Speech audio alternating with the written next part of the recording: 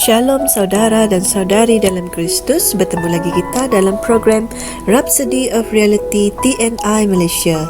Pada hari ini saya akan berkongsi mesej dari Pastor Chris yang bertajuk Dia Selama-lamanya Tetap Sama. Sebagai ayat pembukaan kita pada hari ini, mari kita melihat di Ibrani 13 ayat 8. Yesus Kristus tetap sama, baik kemarin, hari ini dan sampai selama-lamanya. Amin. Apabila kami mengatakan bahawa Yesus Kristus tetap sama, baik kemarin, hari ini dan sampai selama-lamanya, ia bukanlah satu kenyataan yang kami reka-reka dan juga bukan satu klise semata-mata. Ia adalah kebenaran yang mutlak dan ia datang dari kitab suci. Yesus tidak pernah berubah. Dia tetap sama semalam, hari ini dan selama-lamanya. Seringkali apabila orang mengalami kesulitan dalam kekecewaan mereka, mereka menangis. Ya Tuhan, di manakah Engkau? Sebabnya adalah kerana mereka tidak mengetahui hakikat bahawa Tuhan telah membuat rancangan yang baik untuk mereka. Dalam Efesus 2 ayat 10. Dia mempunyai rancangan yang baik untuk setiap lelaki, wanita, kanak-kanak lelaki atau kanak-kanak perempuan. Namun begitu, mereka tidak akan mengetahui rancangan itu kecuali dan melainkan mereka melihat ke dalam kitab suci. Dan apabila mereka tidak mengetahuinya, mereka mungkin akan menangis, meminta-minta atau merayu.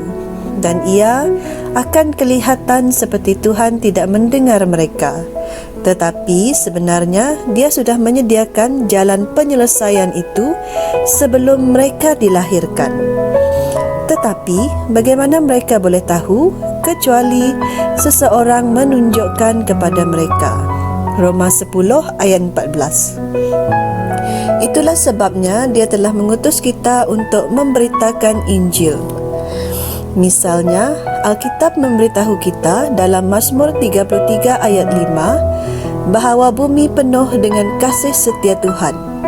Namun, pengalaman sebilangan besar orang adalah kesedihan, kesakitan, kekecewaan. Kenapa jadi begitu? Adakah Tuhan telah berubah? Sama sekali tidak. Terdapat dua sebab utama untuk hal ini selain kejahilan. Sebab yang pertama adalah terdapat iblis yang membutakan mata mereka terhadap kehendak Tuhan yang sempurna. Sebab yang kedua adalah orang lain yang didorong oleh syaitan dan iblis kegelapan untuk menindas orang lain dengan sifat mementingkan diri sendiri dan ketamakan mereka. Mereka telah menggunakan kejahatan mereka sendiri untuk melukai hati orang lain. Ia merupakan kezaliman manusia terhadap manusia. Tuhan sudah tahu apa yang akan berlaku dan itulah sebab Dia telah merencanakan jawapannya sejak dari awal lagi sebelum kamu dilahirkan. Jawapannya ialah Yesus Kristus. Jika kamu memeluk kehidupan yang Dia bawa dan berjalan dalam terangnya, kemuliaannya akan dinyatakan dalam hidupmu. Dan di sebalik dua faktor yang disebut di atas, kamu boleh menggunakan kuasa namanya untuk hidup ke atas syaitan dan sistem-sistem dunia ini. Namanya berkuasa di langit, di bumi dan di bawah bumi. Haleluya. Sebagai penutup, saudara dan saudari, marilah bersama dengan saya untuk berdoa. Terima kasih ya Tuhan atas penghormatan untuk membantu orang menemui Yesus dan warisan mereka dalam Kristus. Aku berdoa untuk saudara-saudara baru dan para umat Tuhan di seluruh dunia hari ini agar mereka berjalan dalam realiti kepenuhan berkat Kristus. Dalam nama Yesus, amin.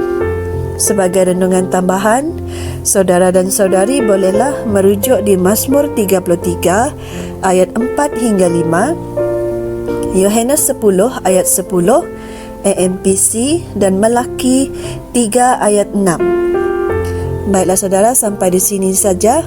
Semoga kita berjumpa lagi di masa akan datang. Tuhan memberkati. Kami percaya saudara-saudari semua telah diberkati dengan perkongsian firman dari Rhapsody Reality. Bagi sesiapa yang ingin menjadikan Yesus Kristus sebagai Tuhan dalam kehidupanmu, kamu boleh mengucapkan doa ini bersama dengan saya. Ya Tuhan Allah, aku mempercayai Yesus Kristus, Anak Allah yang hidup dengan sepenuh hatiku. Aku percaya Dia telah mati untukku dan Allah telah membangkitkan Dia dari kematian. Aku percaya Dia hidup hari ini. Aku mengaku dengan mulutku bahwa Yesus Kristus adalah Tuhan dalam hidupku mulai dari hari ini.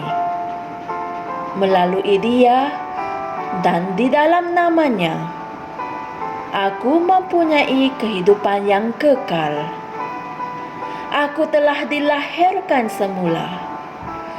Terima kasih Allah kerana menyelamatkan jiwaku.